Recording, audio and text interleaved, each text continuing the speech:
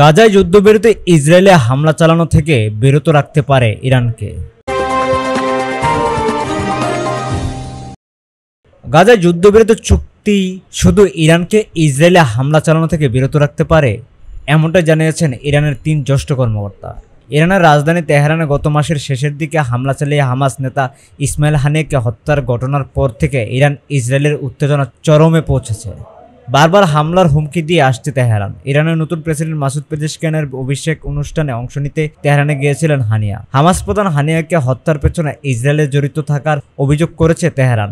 এই অভিযোগ স্বীকার বা অস্বীকার কোনোটি করেনি ইসরায়েল। ইতিমধ্যে ইসরায়েলের নিরাপত্তার স্বার্থে ওই অঞ্চলে যুদ্ধজাহাজ ও সাবমেরিন মোতায়েন করেছে ওয়াশিংটন। একটি সূত্র জানান, যদি গাজা নিয়ে শান্তি আলোচনা ব্যর্থ হয় তবে হিজবুল্লাহর মতো মৃত্যুদের সঙ্গে নিয়ে ইসরায়েলে সরাসরি হামলা চালাতে পারে ইরান, কিংবা ইসরায়েলের পক্ষ থেকে আলোচনা বিলম্বিত করার চেষ্টা করা হলেও এমনটা হতে পারে।